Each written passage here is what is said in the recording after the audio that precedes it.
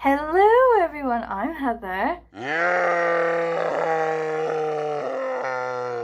It is the penultimate Shorty September day and book. 29th day, 29th book, okay?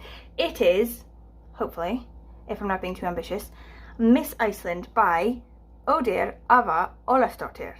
I've googled how to say that. Okay, so this one, I believe, but I'm not sure, I believe it is about an Icelandic woman in the 60s who wants to be a journalist but cannot be because the society is too conservative and will not give her that shot, so she has to instead be a beauty queen in some way. I believe this is roughly the premise, but I could be completely wrong because I've forgotten about it since I bought it.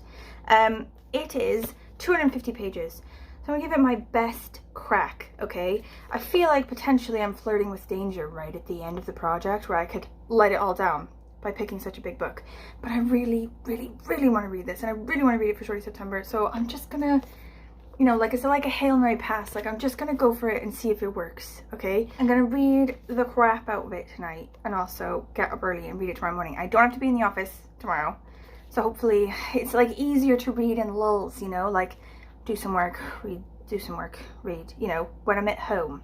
So I'm just hoping it's gonna be okay. I'm just hoping. If I have to abandon this halfway through and read a really short book in order for this project to continue, I'm not above that, but I will be pissed at myself. What color do you want? Red. Okay, put a right card down.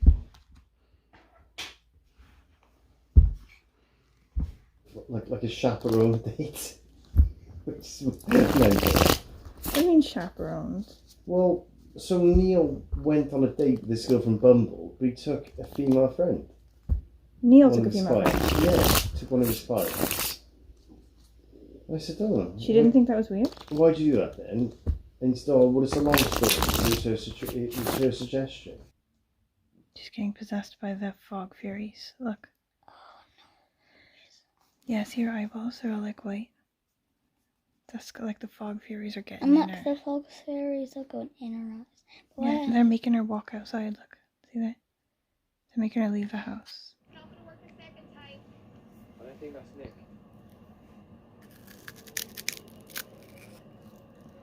Let's go. What's up with his eyeballs? He's magic. I think he got laser. Whoa. He's got like laser eyes, is he? Mm-hmm.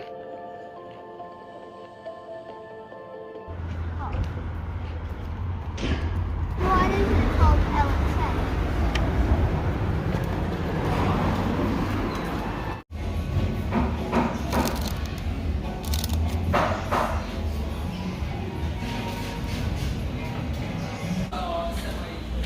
Okay, so I'm only this way through the book. I'm on page 39 and it's already 10 a.m. So like, cue anxiety that I may not finish this book in time. But so far, I'm absolutely fucking loving it. I love the writing style. So obviously that's like a team up, isn't it, between the author and the translator. I translated from Icelandic, Brian Fitzgibbons. But loving the writing style, loving how the author is like painting the scene for us, like in 1960s Iceland. So she's on this like rickety coach bus, like going through these like country lanes and like farms and stuff. And she sort of stops at this port thing where these people are sort of like cutting up whales and like harvesting their blubber and stuff, these like massive whales. And everyone's like smoking.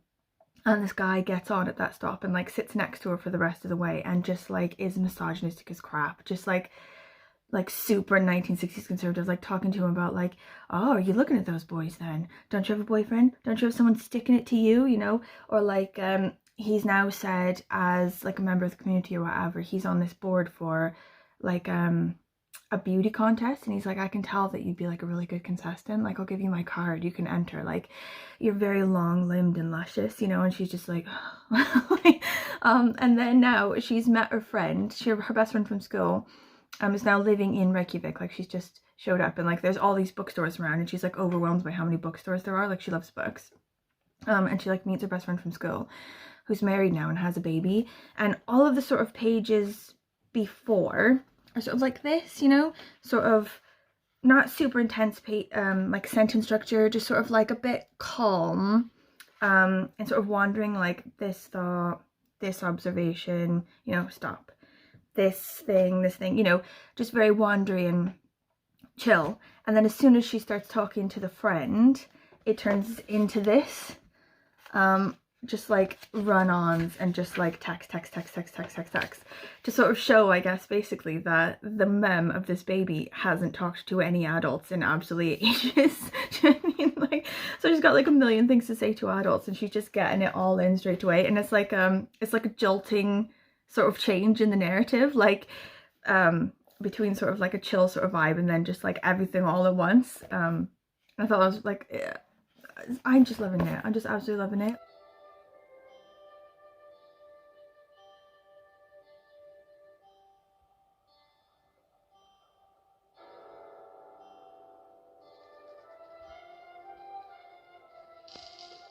Why didn't you punch him?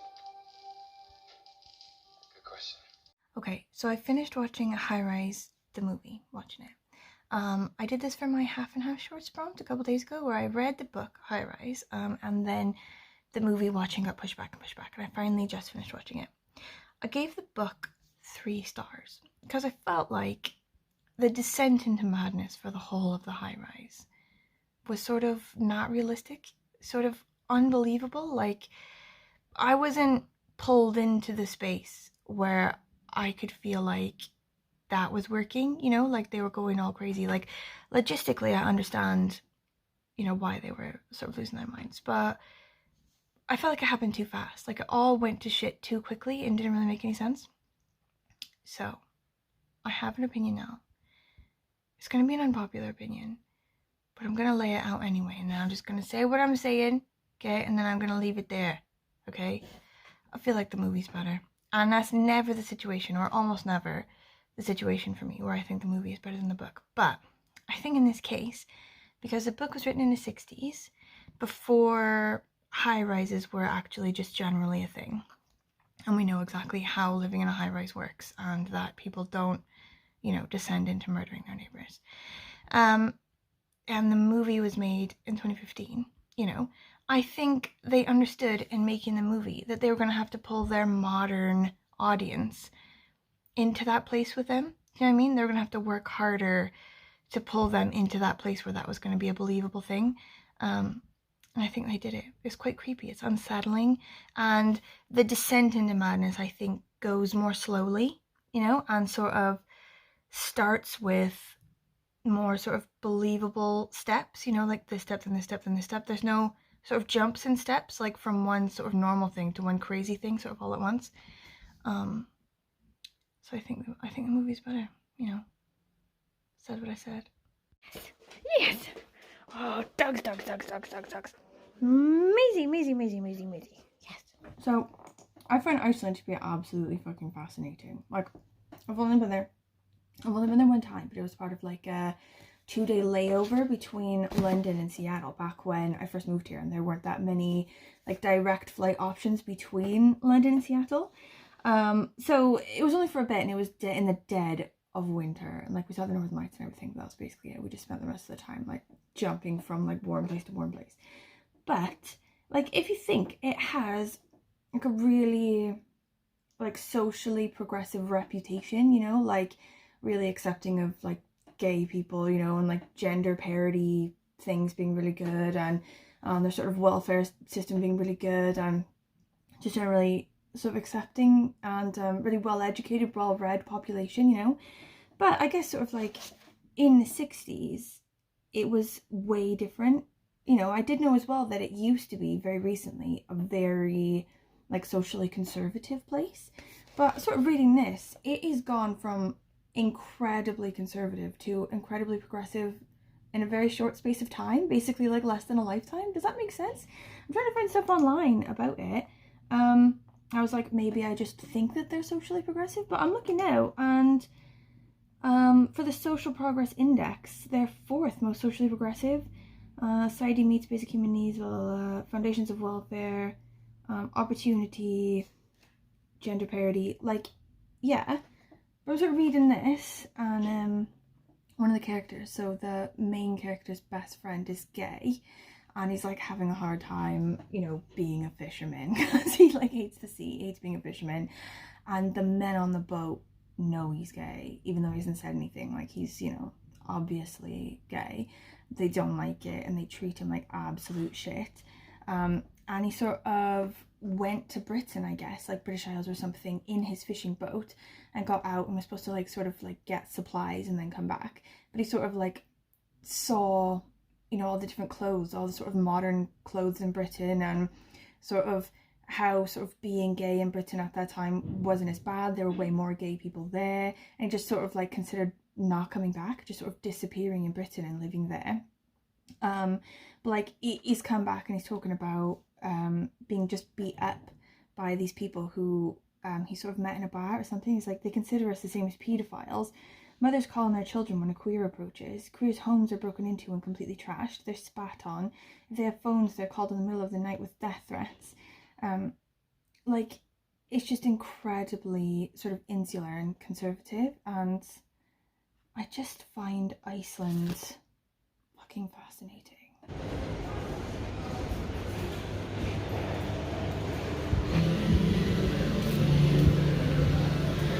So our girl, her name is Hekla, she's been dating this guy in Reykjavik for a bit. He's a poet, and he's part of this like group of poets that meet all the time at this like cafe.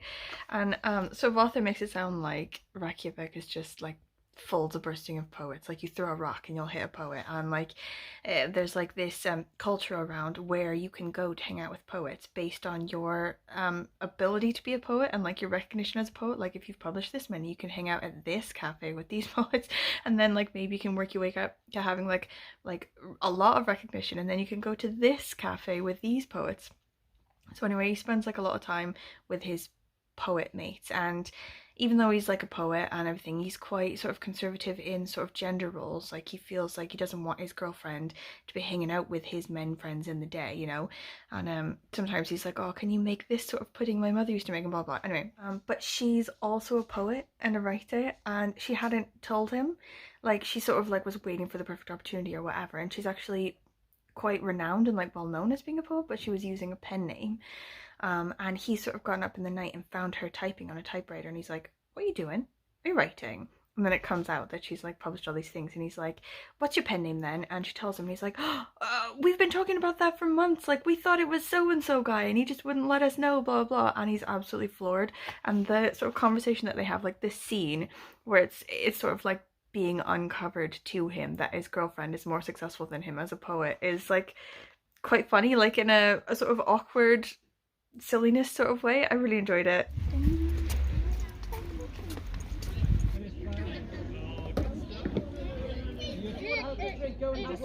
I'm just waiting. Guys, I have finished it, and it was so good. I absolutely love the crap out of that. 5 stars.